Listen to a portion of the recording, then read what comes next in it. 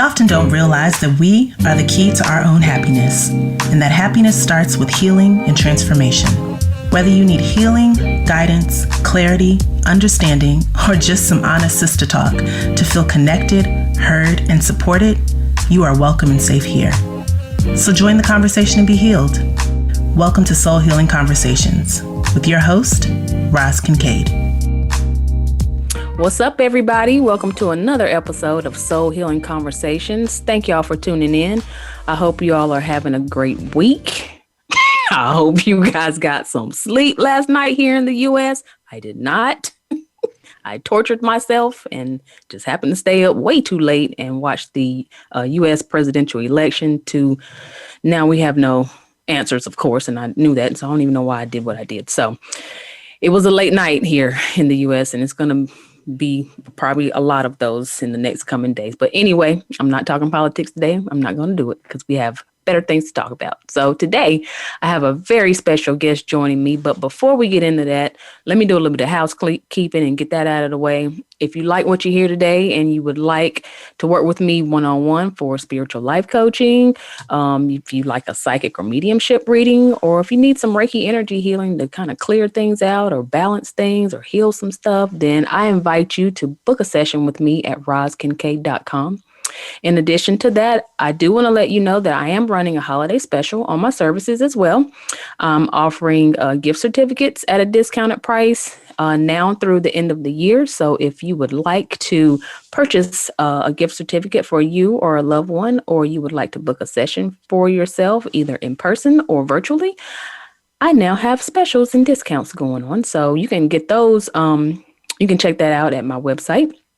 I'm offering I also just released some more free content on my website this week. So make sure you go to rozkincaid.com to download my latest freebie called 10 Practices to Mastering Your Energy. We all need to incorporate some self-care. We all need to learn how to detach. We all need to learn how to cleanse. We all need to learn how to take care of ourselves, because nobody is going to do it for us. Nobody is going to make us happy the way we can make ourselves happy. Nobody can care for us better than how we care for ourselves.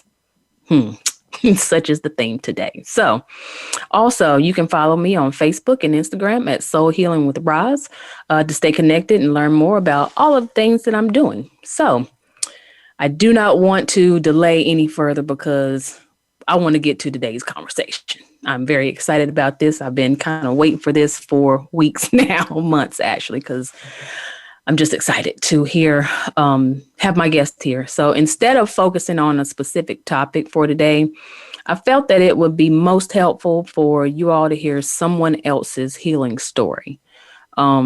Now, of course, for those of you that have been with the show since the beginning, I've shared my healing story, but my journey is not like somebody else's, and somebody else's journey is not like mine, and yours isn't like anybody else's. But I do think that it is very helpful to hear a testimony when someone is actually doing the work in their lives, and their life actually does get better. You know, I think that people need to see that the effort and the time that I'm putting into myself, the investment that I'm making is giving me a return. And there's something just so impactful and so inspiring about it. Not just hearing it, but witnessing someone's healing journey and their transformation. And right now we could all use some inspiration and some motivation to just do better, to just be better. I think that we're all feeling that. I don't know if it's pressure, but it's something. We're feeling a shift to level up in whatever way that looks like for you, for us collectively, whatever the case is. We got to take it up a little bit. We got to take it up a notch. So joining me in conversation today is Bree Bellefeuille. Bree is the creator and host of the Self Healers podcast, where she candidly shares her experiences from her own healing journey, as well as some from special guests. Bree is certified in sound healing, Reiki, Yoga Nidra, which I love, and yoga therapy, all of which she uses to self-heal.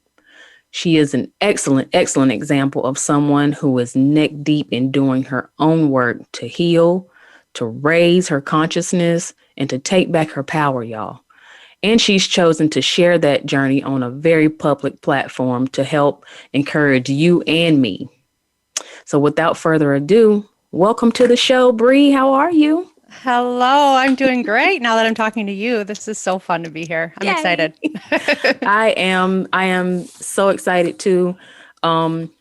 I can't remember how I stumbled upon your podcast. I was probably listening to, I think it might have been Lightworkers Lounge I was listening to, and then I started scrolling through Dr. Nicola Pera's Instagram, and somehow I found you. And what was eye-catching for me is like, I'm very visual in my third eye and in my awake life. So anything that looks cool is going to catch my eye. And I just thought, wow, I like her posts. I like the way they looked. And then I was like, wait a minute, well, read what the woman is writing. Don't just look at it, read it. And so I started to read your content, and it grabs me, Bree. It grabs me in a way that challenges me to go deeper, to be extremely honest with myself, to really admit what the issue is, and do the work to really dig deep to find out what is the underlying belief. Right. And so I appreciate you first and foremost for putting yourself out there.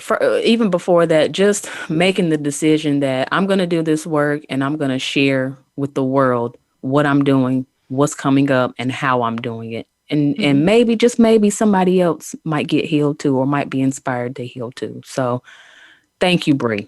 You're welcome. I love that. And that's, what you're describing is exactly why I did it, or why I was called to do it. I mean, 3 years ago, if I would have even fathomed being where I am and sharing parts of myself that I had kept hidden for so long, I would have said, you're crazy. I would never even share the smallest flaw that I had. But here we are. And I, for the most part, am an open book. I mean, there's still things that I have not healed within myself, and they're not fully integrated. And I don't talk about those parts as much, but the parts where I have healed and do not carry shame around anymore, I'm willing to share that part of my story. And it's exactly for that reason, because when I share something about myself, it gives another person permission to admit the same thing, because I know, I'll speak for myself. I just had such a tendency to think if I showed any part of myself that was flawed, people would think a certain way about me. And I wasn't willing to accept that consequence. But now, if I share something that I have fully healed within myself and somebody were to bring it back against me, it just wouldn't faze me. And that's when I know I can share, Wow. That is growth. that is real growth. And it's a testimony to, again, I can't put it into any other words, but just doing the work, like getting in there and getting dirty and looking at the shadows, looking at the darkest parts of you, and looking at the best parts of you too. And being accepting of that as well. All of it, the duality of it all. But listen, before we get further down into these questions, tell us about yourself a little bit. For those that aren't familiar with who you are and your podcast, give us a little bit about yourself. All right. Well, I grew up outside of Milwaukee in Wisconsin, and about 20 years ago, I moved to Arizona, and everything was fine. I thought everything was fine. I certainly didn't have any problems, but I was really aware of everyone else's, and I could, label them. I could tell them what they needed to fix themselves, but I was fine. And I say that jokingly, but life comes at you like a fork in the road. And then your first major tragedy for me was the death of my sister in 2007. And I had been using alcohol before that as a way to let go and not have inhibitions and just be free. And after the death of my sister, that use of alcohol turned into a drug, and I used it to numb. Now, I had been numbing for most of my life with hair pulling and eating and gossip and judgment and you name it. But the alcohol was my favorite way to escape. And I did. I drank myself into oblivion for as often as I could for 10 years. And in 2011, I got married, and it was just a terrible marriage. It was what I believe to be definitely a karmic relationship. But at the time, I went further and further away from myself. I had no idea who I was anymore. I hid what I drank. I hid my hair pulling. I hid my thoughts. I hid what I ate. I hid my feelings. Nothing about me was authentic or real at all. And it was in 2015, we got a divorce, and I thought I was going to be divorced and single and having fun. Let loose and fancy free. Yes, but the universe had different plans for me. I started to get major digestive issues and heartburn, and so I quit drinking. But at this point, I was a dry drunk, and I didn't do any healing of my own. And funnily, election night 2016, I relapsed after 9 months of sobriety. And this set me on a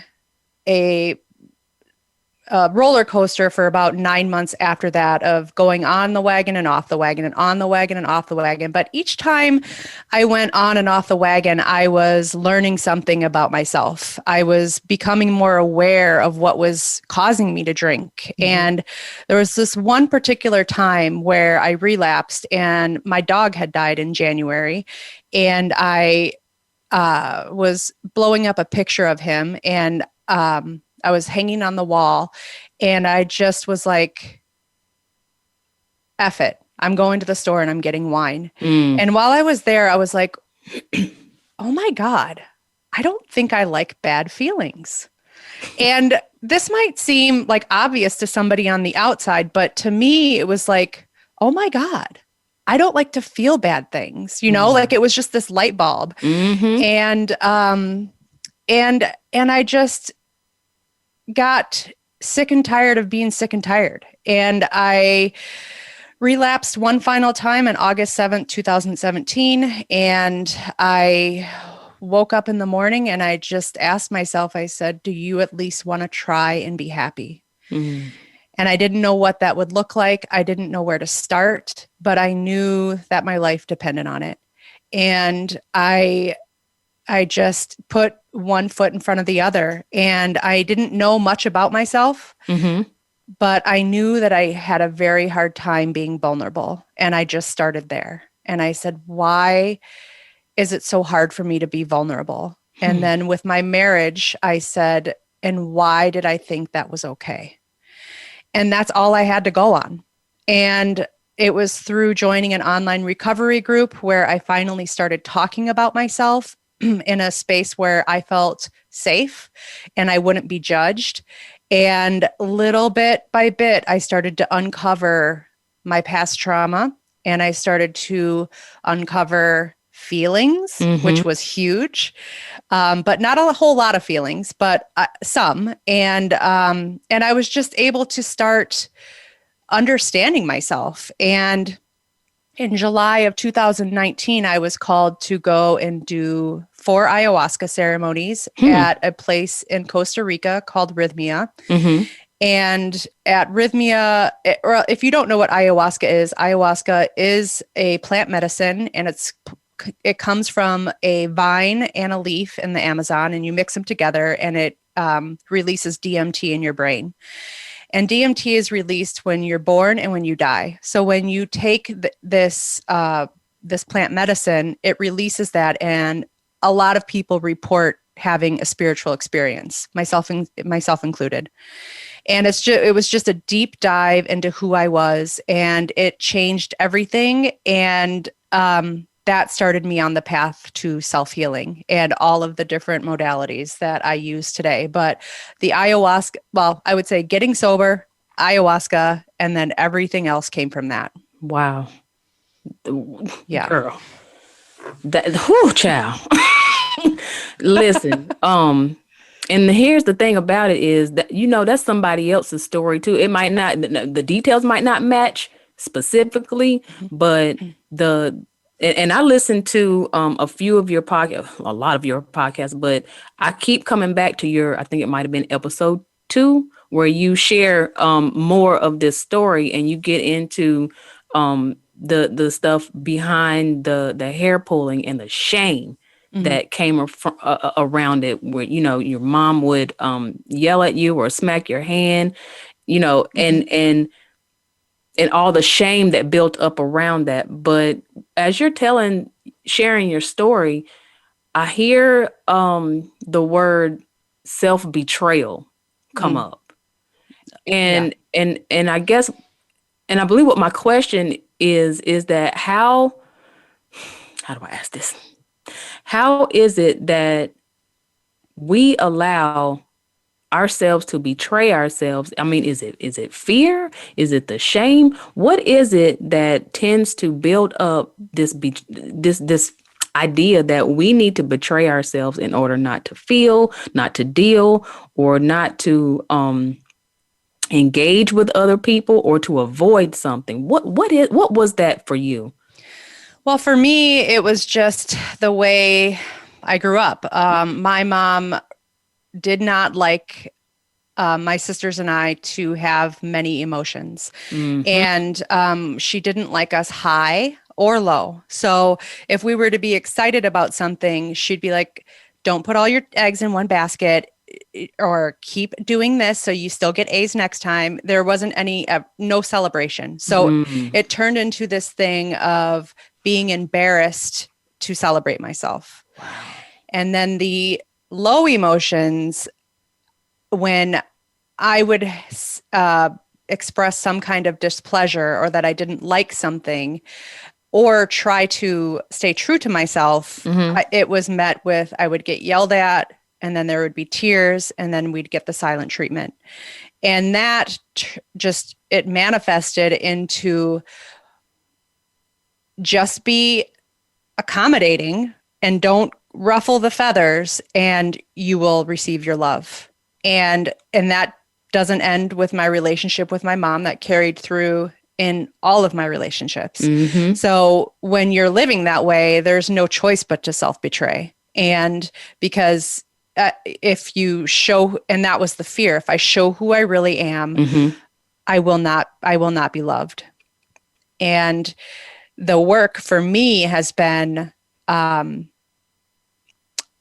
learning that, being true to myself and not betraying myself is the only thing that matters. And it was scary as hell at first. I bet. And setting boundaries, it was not anywhere on my radar or my comfort zone. And when I first started setting boundaries, the love was pulled away from me, and I was met with a lot of hostility and resistance. But every time I did it, every time I stayed consistent, every time I stayed true to myself, I got stronger in it.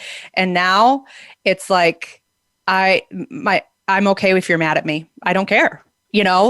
As long as I'm a good person, and my intentions aren't bad. And if I'm staying true to myself, that's all that matters. Yeah. Do y'all hear that? Do you people do y'all out in radio land and podcast land hear that? As long as you stay true to yourself, you're going to be all right. And I'm talking to myself when I say that, because Bree, I have a really hard time with putting other people's values over my own, and what some people find valuable. I kind of make myself a little smaller to not, how can I say, not, I guess, challenge that. And I don't know if I'm doing it to get people off my back or to not feel the pressure, but I end up feeling the pressure anyway. And so that's where that whole, I'm not, and like I was sharing with you before the show, that's where that whole, if I'm not feeling good about it, I'm not doing it, because nobody is living my experience. Nobody is managing my life. Nobody is looking at my finances but me. Nobody is living in this house with my family but me. And nobody has to wake up in my body except me. And so I have to be responsible for that experience and what it gives me. And there's nothing wrong with choosing you over anybody else. Like, I just, I don't know. 100%. And I think if there is right or wrong, which I don't believe that there is right or wrong, it's just experience. But if we're going to use those words, we're all here for one reason, and that's to let our little light shine in the authentic way that it's supposed to. And when we're living to shine somebody else's light, that's wrong. Yeah. It feels wrong. Yeah. And, I think it's just a conditioning thing as well. Yeah. So it wasn't just my family, it's a societal thing. I mean, you don't talk back to a teacher. You don't really say what you want to a teacher or a professor or a coach. You fall in line, you do what you're supposed to do. You don't, and then miraculously as adults, we're supposed to go out and just be true to ourselves. Well, no, now we have to unlearn this conditioning that we have been taught. So, and that's the work. To unlearn and remember, as the word gets thrown around some. So did you find that whole conforming showed up in your marriage? Oh my God. Yes. Yeah, it totally That's a loaded question. Yeah, no, yeah. I mean, right from the beginning. And now I'm sure somebody could relate to this that's listening, but I was 33 when I met my ex-husband. And at this point in my life, my sister had just died. All of my friends had gotten married and were starting their lives. And I was the only one that was still single. And I was miserable about it. And I thought there was something wrong with me. And when I met my ex-husband, he was fine. If I knew that there were things that I didn't like about him, but he was going to be that validation that I needed to say that I was good enough. And I overlooked everything. I mean, I was constant self-betrayal. Wow. I really married my mother. It was definitely a relationship for me to heal those wounds, looking back on it now. But yeah, like I said, I hid my thoughts. I hid my words. I married someone who had a lot of explosive anger, and I would dim my light so I wouldn't upset him, because it was just easier that way. Easier that way on the outside. On the inside, I was pissed. I was so mad at myself. I couldn't believe that I had done this to my life. I couldn't believe that I thought that this is all I was worthy of. And I started taking it out on myself, and I started drinking even more. My hair pulling by the end of our marriage, half of my head was bald. I was miserable. And at that time, I wanted to blame it. I wanted to give everything to him. It was his fault I was so miserable. It was his fault that my life was this way. And I wanted him to take it, and I wanted him to roll around in it. And even when I did that, I didn't feel any better about myself. I still was unhappy. I was still empty. Nothing changed when I gave it away.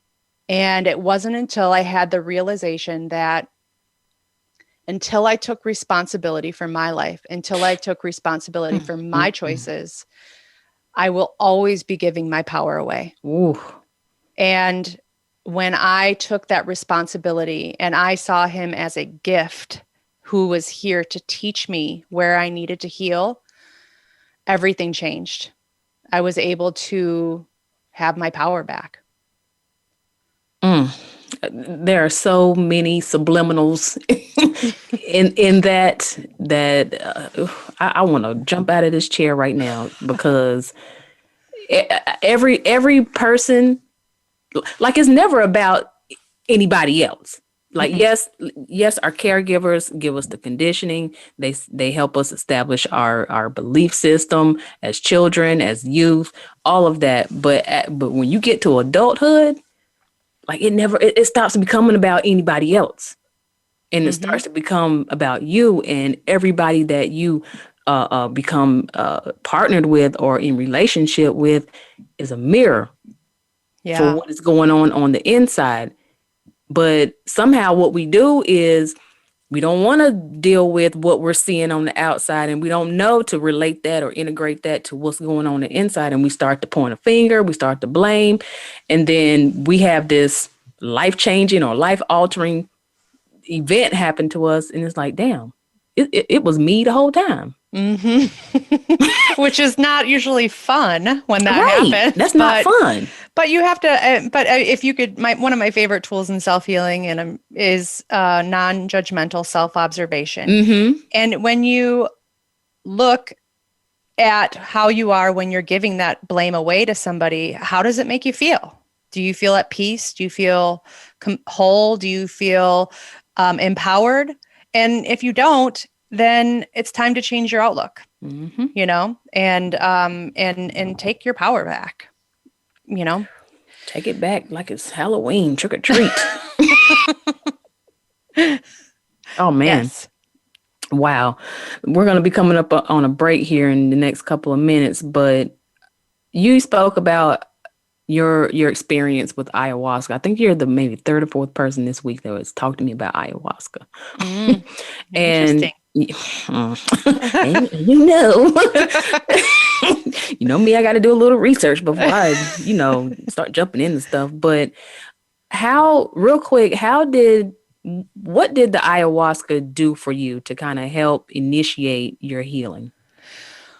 Oh, well, it was a lot. But the number one thing was I saw my soul, and I knew without a doubt that I am a soul having a human experience, and I am here on this earth to learn what I came to learn. And all of the things I worry about, all of the problems I think I have, and, stresses in my life, they are here so that I can evolve as a soul.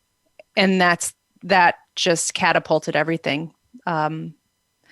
That knowing that there's something bigger than this. Wow.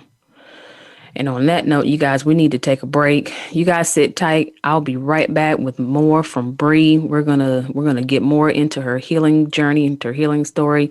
We'll be right back after the break.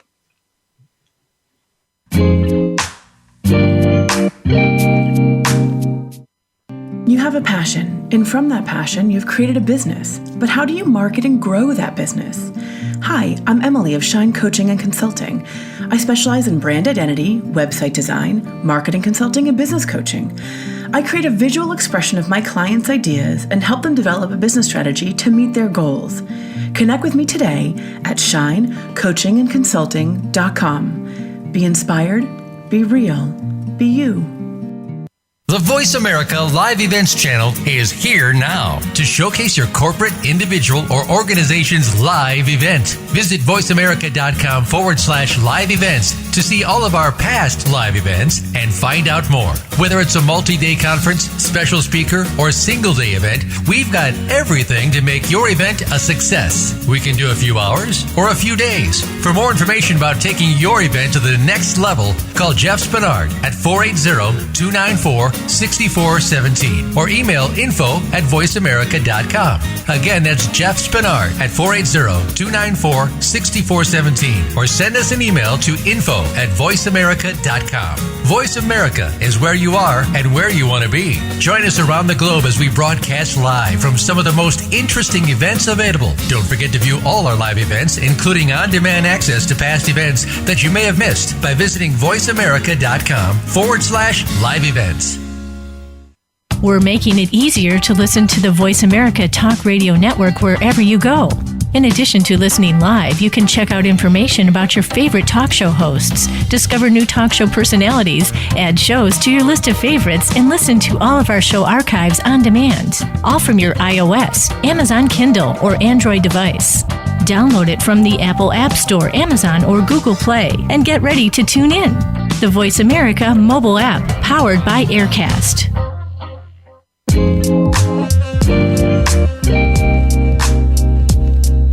You are tuned in to Soul Healing Conversations. If you would like to reach Roz Kincaid or her guest today, please call into the program at 1-866-472-5788. That's 1-866-472-5788.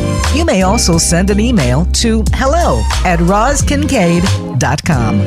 Now, back to Soul Healing Conversations. Welcome back to the show, everybody. You are listening to Soul Healing Conversations. I'm your host, Roz Kincaid, and today I'm here with Bree Bellefeuille, who is candidly sharing her healing story with us. So before the break, Bree, you were sharing with us your experience with ayahuasca, and we had talked a little bit more about it over the break, and how it was it was an amazing experience, and how you saw your soul, and that you really realize that you are a soul who was having a human experience. Mm-hmm. And that kind of was the kickoff or the jumping point to you starting your healing, your self-healing work. Mm-hmm. What I want to ask is that, because I've seen a therapist, I've seen a counselor. What was it that made you want to take responsibility and take your healing into your own hands, as opposed to solely seeking out therapy or counseling? Oh, that's a great question. So when I went into recovery the last time, August 2017, I couldn't even go to AA. I had no idea how to talk about myself. I had no idea what my issues were. I had no idea who I was. And I have a twin sister, and her and I, we share a lot of the same struggles. And as I was getting into the recovery, her and I would talk a lot, but I still felt really, really, really uncomfortable sharing it with someone else. And mm-hmm. I think this comes back to what I talked about in the very beginning. I had so much shame around having anything wrong with me. And saying that out loud to someone else was too much. And I just was not, again, that was like my vulnerable part. I could not admit that yet. And it for me, it had to be something that I kept close until I was ready to share it, because it was just layered in shame. And the only thing I was comfortable talking about were the things that I could put on other people. Well, this was a really bad marriage. My mom didn't do everything she was supposed to. Like, I could talk about that ad nauseum, but when it came to taking personal responsibility, that took a lot of unraveling within myself to even admit it to myself. And so I just had no ability to share that deepest, darkest part of me with anybody else. And that's why therapy has never been my jam. so I've never done talk therapy except for with my sister. We talk about everything. And then now I share it all on a podcast and Instagram, and which has been tremendously helpful because the people that I interview, and I'm sure you know this as well, like they bring like they're in your life for a reason too. Mm-hmm. And they share things with me where I'm just like, oh my gosh, yes, and so that's even helping my healing. And I just feel like I am in talk therapy now, but it just looks different than what you would think it looks like. There right. You go. Right. Your healing doesn't have to look like anybody else's process. Right. Yeah. And, but it amazes me that I can talk about it so freely now, based on where I was, just not even able to understand a single part of myself. But yeah, Right. that answer, I think that answers that, I think. See, I commend you for putting it all out there. See, I'm not yet at a point, even I got this nice platform, and I'm going to be all the way real. I got this nice platform where I can talk about any and everything I want, but I am still not yet at the point where I'm ready to, and it's not about being on video, but there are certain parts of me that I'm not yet ready to be as candid about. Mm-hmm. You know what I'm saying? And yeah. and that speaks to the work that I still need to do. Not that I have to or feel like as though I have to, put it all out on the table. But I know that by being vocal about it and being, public about my process and my experiences is going to help somebody. And once I get there, there's some cards I still want to hold close to myself because of the shame. Because of the judgment, you know what I'm saying? Because of the critic on the inside who has been taught to me, because you're not born being a critic. You're taught that behavior, just like you born and taught to be other things that are not great, And I look at you and I look at your content on Instagram. And I just admire you for how you have gotten yourself to a point to where, this is what I'm feeling today. And here's my experience. And here's what I'm doing to move through it. Be encouraged. Mm-hmm. Good day.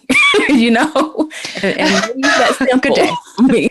A good day. Let me get off of here. Yeah. And and I think like you have your own people who are drawn to you, and I think they are drawn to you because of the level that you share. And the people who are drawn to me are drawn to me because of the level I share. But there could be people who see my stuff and go, ew, why is she sharing so much? Overshare much? But that's okay. That's not my issue. Like that's their stuff. Right. And so whatever you're sharing is perfect for the people who are supposed to hear what you're sharing. Who need it. It's perfect for the person that needs to hear it. Yeah. Yeah.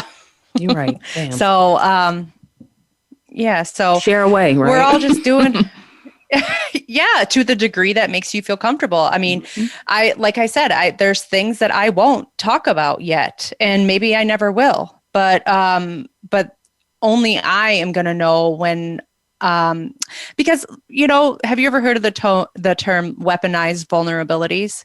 No. So I grew up like that. So if I showed any kind of weakness, my vulnerability was weaponized and it was used against me later. Mm-hmm. So there are certain things in me that I haven't healed within myself, where if somebody were to come back at me later and go, well, you're still this way and you're effed up in this way, and that would cause me such shame. Mm-hmm. And so that's why I know I can't share that yet. But like with the air, like with the hair pulling and the alcohol, like I thought I was going to take that stuff to the grave with me. I didn't think I would ever come to a place where I would be okay sharing that. Right. And now it's just like, yeah. Like somebody said, it's like, and yeah, it wouldn't bother me at all, So, and that's the place. It's a beautiful place to be, where I feel comfortable sharing it. Yeah. It's a beautiful place to be. So listen, in the opener, I mentioned sound healing, yoga therapy, yoga nidra, Reiki. What other spiritual, or not spiritual practices, but healing modality and practices have you found helpful along the way for you personally to get to this point? Oh, yeah. So it started with Reiki, and Reiki opened me up to, I just knew that my body was energy. And just, when you have people on your table, do you do in-person Reiki? Yes. Yeah. Well, do you ever get that feedback like, my head was numb and my feet were numb, or yeah. I thought you were down here? Yeah. So, yeah, when like that first, yeah. So the first day after, or the day after my first Reiki appointment, I had intense burning in my throat. And I was like, but I didn't feel sick and I wasn't coughing and it didn't make any sense to me. So I sent a email to my Reiki healer and I said, listen, my throat is on fire. Could this be related to the Reiki? And she's like, well, it sounds like it was a big throat chakra blockage. And I was like, what on earth is a chakra? And so that just led me in this path. And so Reiki led me to meditation, and meditation before that, I was never consistent with. I didn't understand the point of it. I just was, it was like, oh, it was just this thing that I had to do, get it over with so I can say that I meditated. And after I had my Reiki, she had talked to me about this layer of fat around my belly. And she said, now we need to talk about the fat. And I was like, oh, great. And I'm like, tears, because that's the shame thing. I'm like, oh. And she's like, what that is protection. And it's protecting, and it protected you when you needed it. And I was like, protect me from what? I don't understand it. And she's like, it protected you from the feelings you weren't allowed to have.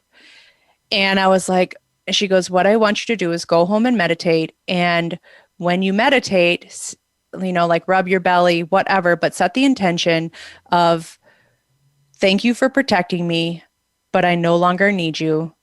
Please go to someone else who needs it. And I was like, who would need this fat? And she's like, Bree, there are millions of children who don't feel safe in their bodies to feel what they need to feel. And this could serve another child. It's all it is protection. It's, so I go home. I'm like, yes, I'm meditating on this. I'm going to meditate my fat away. and so I go home and I start meditating, and stuff starts to come into my awareness. And I couldn't believe it. I was like, the first time I got a vision, I was like, I almost fell off the chair. I was like, who's that? Like, how are you here? And what it showed me was this girl who I was like in 4th grade with, and she was picked out of our classroom to go into the gifted class. And what this brought up in me was that she's special. And if she's special, I'm not. And I had my first release. Like, this is unworthiness for me. Holy cow. And I just felt so much lighter. So then I started setting an intention before I meditated. And I was like hooked on meditation at this time. I was like, show me what I need to, show me my blocks to love, show me my blocks to freedom, show me my blocks to abundance, like show me everything. And then I would always get these answers in my meditation. So that just started, that was a huge tool for me, and still is. And, like you said, sound healing. And then I had another ayahuasca ceremony, and through other things, I did like an Akashic record reading, and I kept being told that I needed to go to this school here in Arizona called Southwest Institute of Healing Arts. It's like, there's nothing like it in any part of the country. It's this whole holistic healing arts school. And I kept being drawn to do this yoga teacher training program. And I was like, why? I don't have any yoga practice. I don't know why I'm being called to do it, but I just kept being called. And so last August, I actually did it. Well, I didn't understand at the time, but I understand now that I was still numb and not being able to access a lot of my emotions. And what yoga did for me was give me the awareness of what it felt like to be in my body. And that because I didn't know what a yes was. I didn't know what a no was. I didn't know what I liked, what I didn't like, like it was just still like this autopilot moving through life. So wait, so I'm sorry. So wait a minute. So when you say you didn't know what a yes was in your body, you didn't know what a no was. So when you intuitively or had a yes in your brain, your body wouldn't respond or give you a signal. Is that what you mean? Yeah. Like I didn't even know the connection between my body and my mind. And that was the interesting thing about my journey is that when I did the ayahuasca, it's like it blew my crown chakra open, but like I still couldn't feel anything. So I was getting like all these intuitive hits and I was able to like untangle some stuff but I still didn't know. I still didn't have that connection to my body. Right. Like I didn't know the sensations in my body. Oh, okay.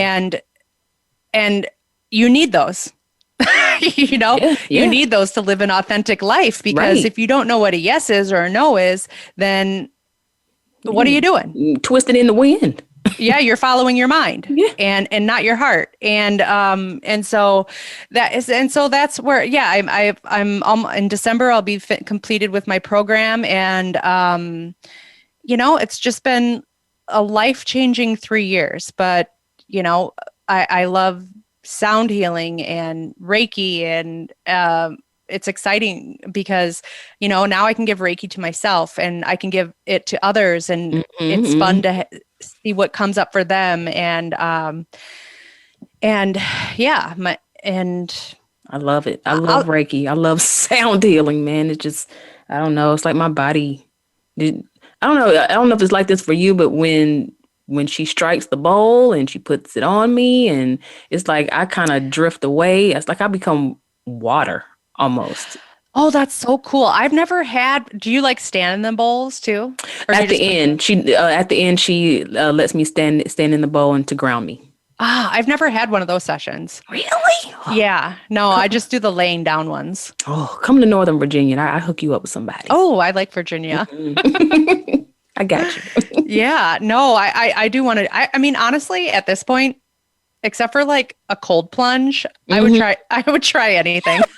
You're not doing the ice bucket challenge. You're not going to do that one. I don't know. I hear the benefits of it. I'm just not there yet. Yeah, it's not for me either. It's okay. I'm good. Yeah.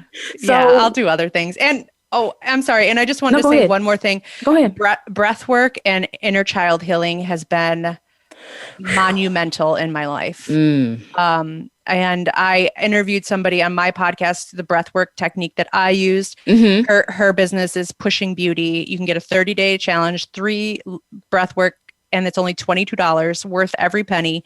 And breathwork has it's transformational. And I work with my inner child while I'm doing breathwork. And it's hard and beautiful. What does Glennon Doyle say? It's brutal. It's brutal. It's brutal and it's hard, but you always come out just so much lighter, so much more self-awareness, and just another piece of the puzzle that you have. And you're just like, okay, like I'm feeling like I'm healing, So, but yeah, it becomes tangible almost. Exactly. Yeah. Like you're and that's the part about the healing too. It's like, I was just having a conversation with my friend the other day and she's like, you just have a different glow about you than you do when I first met you. And I was just like, wow, like it's interesting that you say that because, yesterday I was feeling beyond stuck and I'm like, what am I doing all of this for? And I think it's normal to have those feelings come up. So it's interesting. It may not feel tangible all the time, but it is, other people can see it in you. Not that, should keep you going, but those days when you don't feel like anything's changing and you just don't understand the point of it all, it's nice to hear that somebody else can see that change in you. It's good to hear. I see you. Yes. I see you. I feel you, girl. Yeah. Yes. So I want to bring spirituality into the conversation and ask you, how has your spirituality played a role in your healing journey? Oh man, it's so funny. Because, before recovery from alcohol, I was an atheist and I thought it was silly. I thought it was a crutch and, very cynical about anything to do with God. I couldn't even say the word God. When I started getting there's this book called The Untethered Soul by Michael Singer. Mm-hmm. He was the first book that I read that gave me some kind of in with spirituality. Mm-hmm. And then ayahuasca obviously blew the top off, but my spirituality is unshakable. Like, wow. There's not a doubt in my mind that I am a soul having a human experience. And all of this is happening for me and not to me. Mm-hmm. And I'm always being guided. And anything that we feel maybe too hard, you and I were talking before we were recording, and we were talking about, the last presidential election. And, I really believe that was divinely orchestrated with love for the collective. And because we needed to see things that were hidden, we needed to take a look into our shadow. And I believe that's true with everything, even though it may not seem fair at times and it's too hard. And how am I going to get through this? We're being lovingly guided. And that's just what I always come back to when I have days like yesterday, and it's just like, what is this all for? And it's just like, it's going to come together at the end. I just don't know what it is yet, Mm-hmm. So, did that answer your question? Yes, it did. Okay. And I'm always interested to hear, a little bit of the backstory of how people, I guess, not get their spirituality, but how they, what their spirituality is. Because I know for me, total opposite of your experience. Like I knew church up and down, backwards and forwards. Mm-hmm. Raised in church, and I'm just always interested to hear about people's story, how their spirituality evolved and developed without having the religious foundation that somebody like me has had. And it's fascinating to see that we all end up in the same place. Mm-hmm. Yeah. And you want to know, one of the things that set me over the edge was, and I know we're coming up on our time here, but it was a few months after my ayahuasca experience, and I was sleeping and I got woken up in the middle of the night, and it felt like warm energy was laid down on top of my entire body and sunk me into my mattress. Wow. And I was like, what the heck is going on? And I was just like frozen. And I all of a sudden I just get this download. You're surrounded by too much old energy and you need to clear it out. Until you clear it out, you can't allow for anything new to come in. And my attention went immediately to my closet. And I was like, I need to clean out my closet. And I just got this warm blanket of warm energy pressed down into me again. And I was like, okay, I feel like that's a yes. Like that's what I should do. And so I just got up in the middle of the night, it was like 1 o'clock in the morning, and I'm just purging my entire house. And I'm seeing all of this stuff that I was hanging on to, like things that, like clothes that had bad memories, or things that I wore on my wedding, like on my wedding week. And I was just like taking everything to the dumpster. I'm just like, oh, bad memory, you're gone. You know, and I'm just like purging my entire house. Yeah. And so that was, you know, on top of, but that was just like, I'm not alone. Like, even this was like a couple months after my ayahuasca, and I was just like, I am not alone. And it just was just, I don't know, it confirmed everything for me, you know, because it was outside of a psychedelic, and it was just like in the middle of the night in my own house, you know? Wow. So, yeah. That's amazing. That's amazing. Wow. We are out of time for today. And I have just been just captivated talking to you, Bree. And I appreciate you again sharing with me personally and sharing with the listeners today. And I want to real quick before I end the show, tell us how everybody can connect with you after the show. Right. So you can find me on Instagram. It's _self_healers. And then also I have my podcast, the Self Healers Podcast, or you can go to the selfhealerspodcast.com and find me on the web. Whew. Wow. Perfect. What a show today. What a show. So listen, guys, do your work. You can get results. You will get results. Hang in there. Take it day by day, moment by moment, minute by minute, and just be gentle with yourself. So I'll be back next time with another episode of Soul Healing Conversations. So until next time, you guys be safe, stay connected. Don't stay up looking at this election if you're in the United States. Keep your vibe high as possible and do your work. Much love, everybody. Thank you, Bree. Thank you, Roz. Take care.